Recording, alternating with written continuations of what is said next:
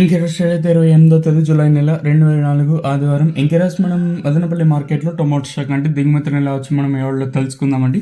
నేనుతో పోల్చుకుంటే దిగుమతి తగ్గిందా లేదా పెరిగిందా వేటాన్ని ఎవరిలో తెలుసుకుందామండి. తెలుసుకుందాం ముందు ఛానల్ సబ్స్క్రైబ్ చేసుకోలేదా ఇంకెందుకు ఆలస్యం, ప్లీజ్ లైక్ ప్లస్ సబ్స్క్రైబ్ చేసుకోండి. మీకు ఈ కుడి చేతి పక్కన సబ్స్క్రైబ్ బటన్ అయితే ఉంటుంది, సో సబ్స్క్రైబ్ చేయడం మర్చిపోద్దండి. దయచేసి ఇది సోదిగా అయితే బాగా ఇచ్చేద్దండి. దయచేసి ఇది నా చిన్న రిక్వెస్ట్, మీరు ఈ ఛానల్ సపోర్ట్ చేస్తారని ఆశిస్తున్నానండి. సో ఇంకా లైక్ చేయకపోతే లైక్ చేసేయండి, సబ్స్క్రైబ్ చేసుకోకపోతే వాడిని సబ్స్క్రైబ్ చేసుకోండి. ఇంకా విషయానికి వస్తే తెలిసిందే కదా, మదనపల్లి మార్కెట్ సుమారుగా 9, 31, 32, 33 అయితే ఉన్నాయి. దిగుమతుల గురించి మాట్లాడుకుందాం. మనం ముందుగా టీవీఎస్ మిడిల్ లైన్ మొత్తం మాట్లాడుకుంటే ఎక్కడ కూడా దిగుమతులు అయితే పెద్దగా మార్పు అయితే లేదు. ఒక 5% మేర మళ్ళీ దిగుమతి అయితే తగ్గింది. అలాంగ్ విత్ మనకి జీపీఆర్, ఎంఆర్ఎం, భాగ్యలక్ష్మి, అలాగే స్టార్టింగ్ పాతాళం ఓవరాల్గా చూసుకుంటే మళ్ళీ ఒక 10% ఇంకా 15% మేర దిగుమతి అయితే తగ్గింది.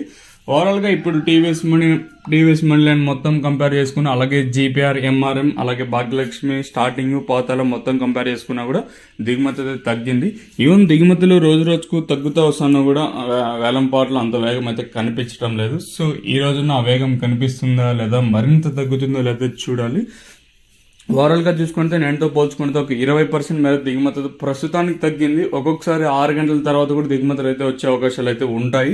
అలా ఏమన్నా వచ్చినట్టయితే, మరి ఊహించిన స్థాయిలో వచ్చినట్టయితే నేను మాత్రమే ఉంటాయి. ఒకవేళ రాకపోయినట్టే నేనుతో పోల్చుకుని మళ్ళీ ఒక దిగుమతి అయితే ఒక 20% అయితే తగ్గింది. మరి చూద్దాము ఈ ధరలు అనేది ఏ విధంగా వెళ్తా చూడాలి. మరి ఈ రోజున ధర పెరుగుతుందా లేదా తగ్గుతుందా లేదా చూడాలి.